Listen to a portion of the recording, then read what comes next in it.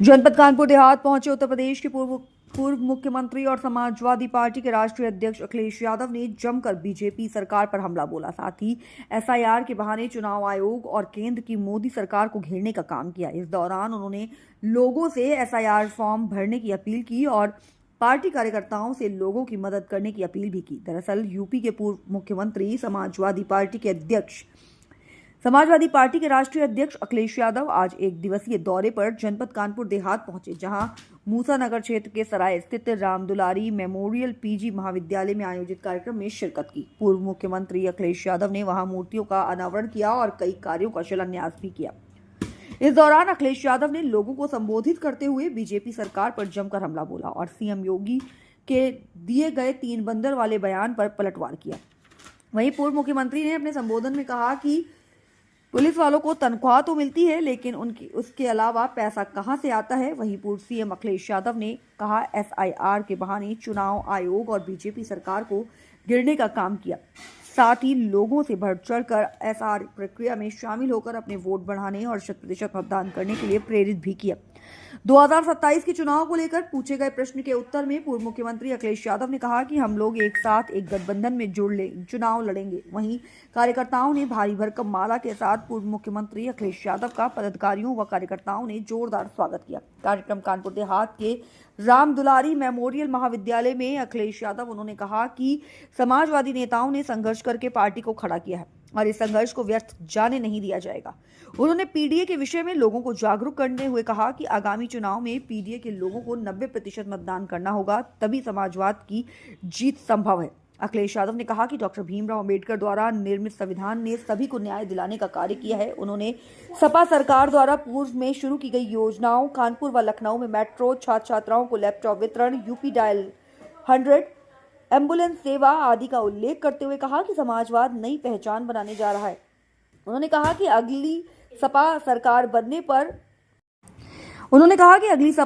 बनने पर जिनके साथ न्याय हुआ है उन्हें न्याय दिलाया जाएगा। भाजपा सरकार पर हमला करते हुए पूर्व मुख्यमंत्री ने कहा कि वर्तमान सरकार encounter mafia, paper leak mafia, NEET mafia और स्क्रैप माफिया बन चुकी है। उन्होंने बलवंत सिंह हत्याकांड, मड़ौली कांड व विकास दुबे की गाड़ी पलटने की घटना का जिक्र करते हुए आरोप लगाया कि सपा सरकार आने पर इन मामलों की जांच कर दोषियों का पता लगाया जाएगा। महिलाओं को हर महीने 500 रुपए देने के वादे को दोहराते हुए उन्होंने कहा कि सपा की सरकार आने पर यह राशि दोगुनी की जाएगी। कार्यक्रम में सपा सांसद नारायण दास अहिरवार, जिला अध्यक्ष अरुण कुमार उर्फ बबलू राजा, पूर्व प्रदेश अध्यक्ष नरेश उत्तम, वरिष्ठ नेता नरेंद्र पाल सिंह उर्फ मनु यादव, पूर्व सांसद राजा रामपाल, पूर्व जिला अध्यक्ष वीर सेन यादव, पूर्व जिला पंचायत अध्यक्ष राम सिंह यादव, पूर्व एमएलसी दिलीप सिंह उर्फ कल्लू यादव, हिमांशु यादव सहित प्रमुख नेता और कार्यकर्ता मौजूद रहे। एसआईआर इसलिए जरूरी है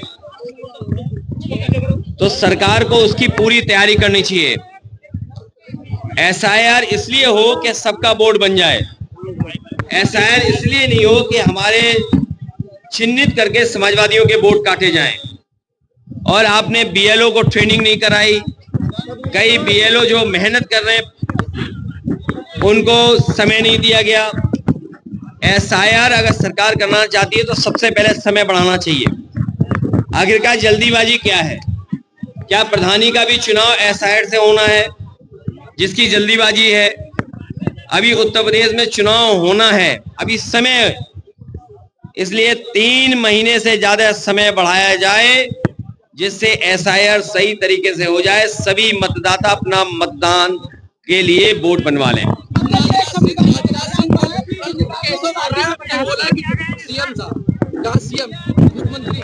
देखिए, उसमें आप मत उलझिए। उत्तर प्रदेश में भ्रष्टाचार चरम सीमा पर है। इस सरकार में महंगाई चरम सीमा पर है, बेरोजगारी चरम सीमा पर है और समय चला गया है। सरकार के पास समय नहीं है, इसीलिए जानबूझ करके हमें और आपको दूसरी चीजों में उलझाना चाहते हैं।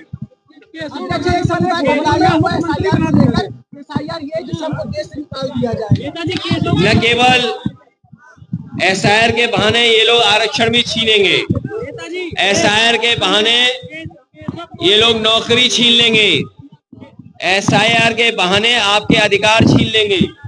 बाबा साहब भीमराव अम्बेडकर जी ने जो हमें अधिकार दिए हैं, उनको अधिकारों को छीनने की साजिश है। कि दलित भाई हैं, पिछड़े हैं, अल्पसंख्यक हैं, आदिवासी भाई हैं, उनको बाबा साहब भीमराव अम्बेडकर जी के माध्यम से जो अधिकार मिले उनको छीनने की तैयारी है एसआईआर के बहाने। आपने एसआईआर का फॉर्म भरा है, आप क्या जनता से क्या अपील करना चाहते हैं? मेरी अपील है कि सभी लोग अपना वोट बनवा लें और सरकार और इलेक्शन कमीशन, हम तो बीएलओ जो जान गई जिन बीएलओ की, उनको 2 लाख रुपए दे रहे हैं।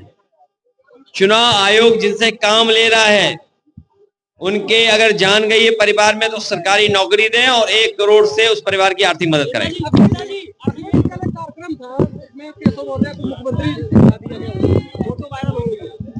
ये जानबूझ करके बेवकूफ बनाने का काम है। बेवकूफ पार्लियामेंट तो नहीं है ना? हाँ, तब ठीक है। क्या है?